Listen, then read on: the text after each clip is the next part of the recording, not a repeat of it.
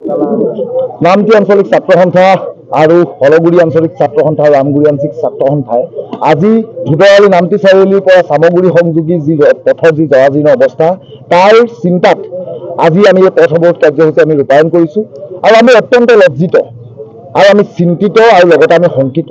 আমি এইদৰে লজ্জিত কিয়নো আজি এই ধুবৰালীৰ মাজমজিয়াত আমাৰ পথাৰ সদৃশ পৰিৱেশ আজি এই পথৰ মাজত আমাৰ সৃষ্টি হৈছে আৰু অনুভৱ হৈছে।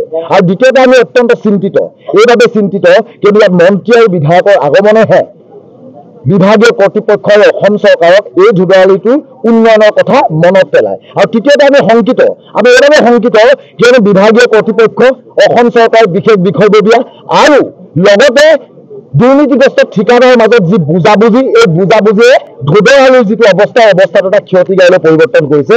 সেয়েহে আজি এই ছাত্ৰ সন্থা মঞ্চৰ পৰা তেওঁলোকক আমি আহ্বান জনাব বিচাৰিছোঁ যে আপোনালোকৰ মাজত হোৱা এইখিনি এনেধৰণৰ বুজাবুজিয়ে বছৰ দিন ধৰি ধুবৰালী ৰাইজক তেওঁলোকে জীয়াতে ভুগাই আহিছে। আমি অত্যন্ত দুৰ্ভাগ্যজনকভাৱে কওঁ, যেতিয়া এই ধুবৰালীটো আজি বাৰিষা বতৰ সৃষ্টি হয় তেতিয়া এইটো পথ হৈ নাথাকে, নদীলৈ পৰিৱৰ্তন হয়। ইয়াত স্কুলীয়া ছাত্ৰ ছাত্ৰীৰ পৰা আৰম্ভ কৰি ইয়াত চিকিৎসালয়ৰ কাৰণে যিখিনি প্ৰকৃততে মানুহ যায় সেই মানুহখিনিয়ে যথেষ্ট জীয়াতে ভুগিব লগা হয়। আৰু যেতিয়া ৰ'দ দিয়ে ইয়াত মৰুভূমি সদৃশ ধূলিময় পৰিৱেশ সৃষ্টি হয়, যাৰ কাৰণে মানুহৰ দুৱাৰ দিনতে বন্ধ কৰি থাকিব লগা এটা অৱস্থা সৃষ্টি হৈছে। তাৰ পৰৱৰ্তী পৰ্যায়তো কিন্তু বিভাগীয় কৰ্তৃপক্ষ, অসম চৰকাৰ তথা ঠিকাদাৰ গোষ্ঠীয়ে কিন্তু এই ৰাইজৰ জনসাধাৰণৰ মনোবেথা কোনোদিন উপলব্ধি কৰিবলৈ চেষ্টা কৰা নাই। সেয়েহে সেই মনোবেথাৰ লগত আমি ছাত্ৰ সন্থা সদায় আছো। আমি সাধাৰণ জনসাধাৰণ হিচাপে ধুবৰালীতে বছৰ দিন ধৰি ভোগ কৰি থকা যি অন্যায়, সেই অন্যায় কিন্তু বিচাৰ আমাক লাগিব।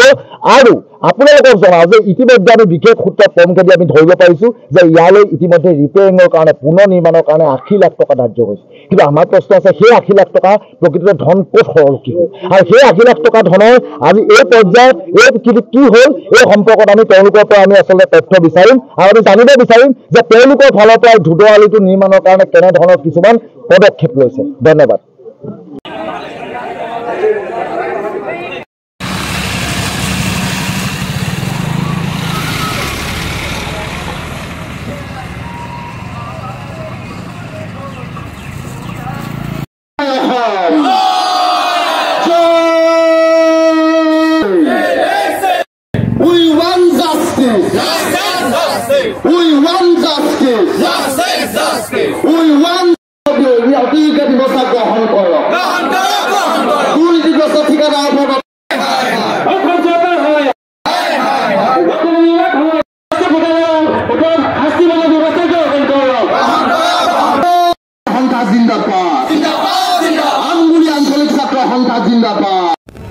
Reporter live.